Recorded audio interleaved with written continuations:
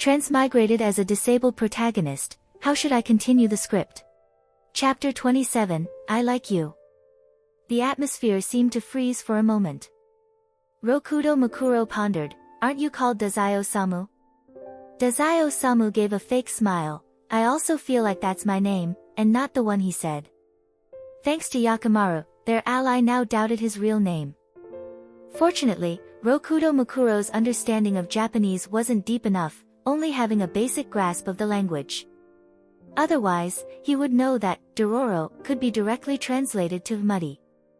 Is Tezuka Osamu really muddy? In the eyes of his enemies, he was nothing but black mud at the bottom of the pit, an untrustworthy swindler whose every word was a lie. If someone else had said this to him, Tezuka Osamu certainly wouldn't care in the slightest. He would let those words pass through one ear and out the other, perhaps even mocking them internally for being too foolish to distinguish truth from deceit. But could Yakimaru really be one of those people?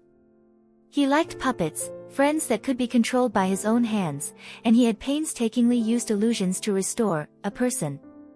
Is this how you treat me? Tezuka Osamu felt a moment of confusion when he heard this, as Yakimaru's ability to see through the essence of spiritual cores made him rationally question whether the latter had mistaken him for someone else. That person was called Dororo. That person was fully trusted by Yakimaru and even taught Yakimaru how to speak. The person who lived in Yakimaru's heart, who exactly are they? Tezuka Osamu ignored the small pang deep in his heart, his face instead showing anger. Yakimaru, don't come any closer. I am in no mood to talk to you right now. He displayed an attitude of being annoyed by Yakimaru, avoiding the hand reaching out to him, and circled over to Rokudo Mukuro's side, ensuring that the illusion remained effective.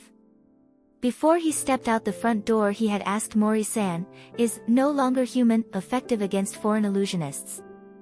Mori Ogai replied, the essence of an illusionist is a special ability that manipulates spiritual energy.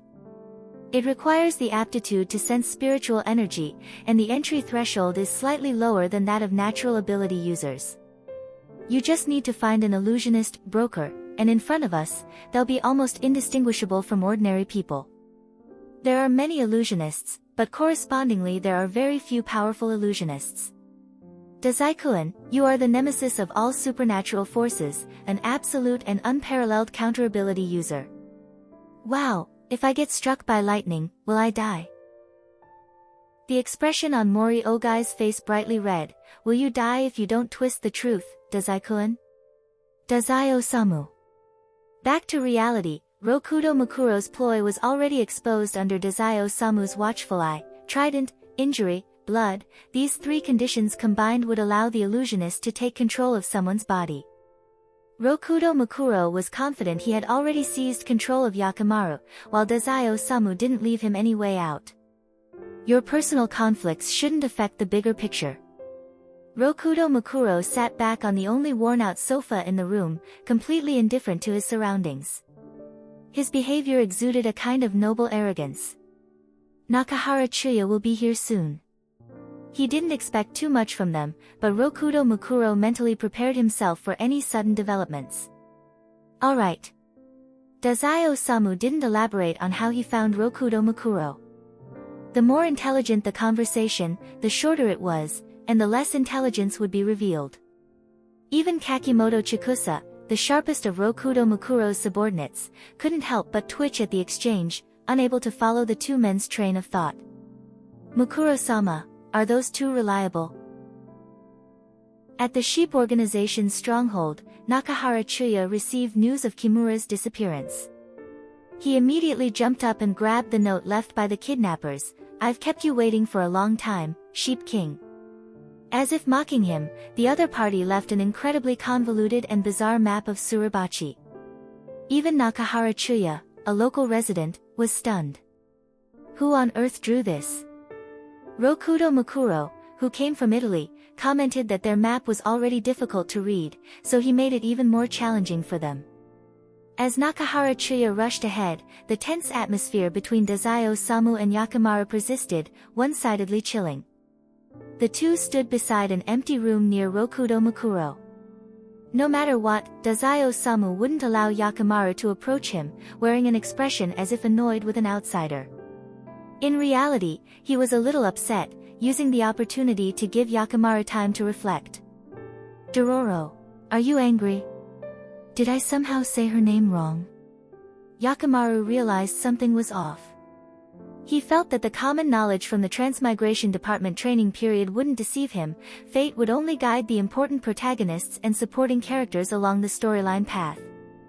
As the most important protagonist, the consciousness of the world would naturally pay some attention to him. If Dororo had a different background and identity, and if their parents had recognized them, Dororo likely wouldn't have been called Dororo in the first place. They might not even come from a commoner family. Did I happen to encounter Dororo before they changed their name? Yakimaru regretted it deeply.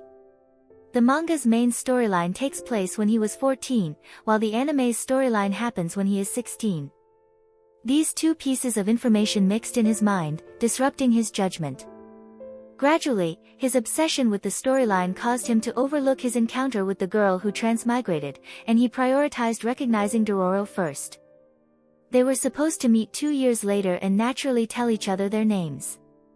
What should I do? Should I apologize? How do I apologize? How do I explain why I called her Dororo? I'm a severely disabled person right now. Yakimaru, feeling defeated, lowered his head as if unable to answer, thinking it would be better if he didn't have a tongue.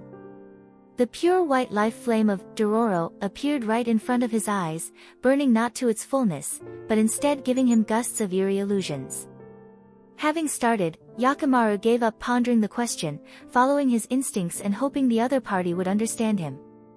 Dororo. You are my Dororo. Dororo. What began as a faint and unclear chant gradually became more precise. Yakimaru's voice was very pleasant, pure and powerful, without any exaggerated elegance like the sound of a yellow oriole leaving its valley, and without any strange accent. The boy was like a flowing spring, every word filled with sincerity. Tezuka Osamu squatted in a corner, fingers continuously tapping on his phone, searching for the meaning of Dororo. Various meanings from ancient to modern times were all brought up.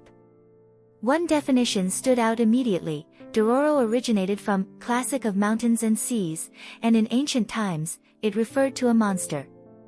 Anything unclear, something that couldn't be named, neither fully human nor non-human, was collectively called Dororo. Yakimaru wasn't saying he was dirty, it was more like, he regarded him as an unknown, innocent Dororo. This answer, stimulated by muddiness, left Tezuka Osamu speechless, and his irritation vanished without a trace. He quickly regained his composure, thinking that in Yakimaru's eyes, he might be nothing more than a life-energy Dororo. Am I Dororo in your eyes? Tezuka Osamu's tone softened, and even the way he addressed the other person no longer sounded as harsh. Yakimaru stubbornly crouched down across from him. Since Dororo didn't let him touch, he didn't touch, but Dororo couldn't just leave the range of his gaze because of such a misunderstanding. Like Dororo. Unable to form a sentence, he spoke in broken, scattered words. This was Japanese. The people of the flower-growing country are reserved and conservative when it comes to emotions, not easily expressing love. But back then, wasn't his study of manga and anime also about expressing feelings, telling those in the fictional world about his adoration? He lacked the courage in the real world, but willing to pour everything out in the fantasy world. I like you. In this life, will you stay with me for a lifetime? Tezuka Osamu widened his phoenix eyes. His covered right eye showed no visible emotion, yet it was far from indifferent and without ripples. Wandering in a foreign city, hidden and passing by, the boy searching for life and death told of human goodness to another boy constantly struggling in the depths of despair. It had nothing to do with right or wrong, nothing to do with gender, this affection had already transcended humanity's inherent concepts. Even a blind person would not like the sound of an unpleasant voice, and even a deaf person would not like someone who is ugly. The ingrained discriminatory instincts within humans create distance between people. Thus, this is a fierce and precious fondness that is difficult to express. He doesn't know Dazai Osamu's appearance, doesn't know Dazai Osamu's past, and doesn't know whether Dazai Osamu would scold him for mispronouncing his name. He just keeps repeating the same word. Like. A puppet forms an attachment to the one controlling it. In the next room, Rokudo Mukuro seemed to have heard something, tilting his head toward the half-open wooden door. Like, huh? What an unimaginable phrase. Kakimoto Chikusa asked, Mukuro-sama, do you want me to investigate their identities? Rokudo Mukuro sensed the manipulator outside, smiling faintly. Chikusa, there are some people whose identities are fundamentally unimportant, just like us, and like them. After the contract was signed with the Trident, a small part of Yakimaru's mind opened indirectly to him. The extreme willpower of a human surpasses that of an illusionist. Rokudo Mukuro, through the obsession of his plea for survival, related it to himself. In this filthy world, there are only a few who flicker with the light of humanity, not completely fallen. He saved Ken and Chikusa, allowing them to stay by his side, so it was impossible for him to despise Yakimaru, who struggled in the depths of despair. He said to himself, it's just not easy to control. Even Mukuro-sama had to question whether he could still fight under the circumstances of losing all 5 senses. Would probably die. Not wanting someone else to overhear such words, Dazai Osamu quickly reached out, intending to cover the other's mouth. His hand froze in midair and then retracted. No longer human, would very likely erase the illusion casted on Yakimaru.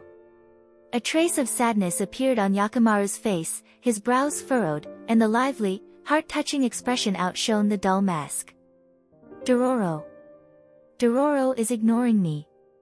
Heaven knows how Dazai Osamu managed to decipher what Yakimaru was feeling from just a single name. Yakimaru, are you some kind of playback machine? Dazai Osamu, frustrated by his lack of words, resigned himself to being called Dororo. He never taught Yakimaru to write his own name, partly because he harbored the thought, I don't want to deepen this connection too much, I'll discard him when I can. He wasn't mentally prepared for the long-term companionship of anyone. Companionship? What a terrifying concept. His own existence was so unrestrained to the extreme, how could he possibly stay by the side of someone like Yakimaru, blind and deaf? Dazai Osamu, hit 3 times by the word like, in quick succession, covered his ears, his expression tangled, as if the one being bullied was him, muttering in self-deprecation. Please stop talking. How could words filled with such shame keep pouring out like this? You don't understand me. You don't know what I'm doing, and could you accept that I'm plotting to kill someone? Wait until your body recovers to normal, then you can say whatever you want, okay? I beg you, don't like me. I'm more tainted than anyone else. Chapter 27 End.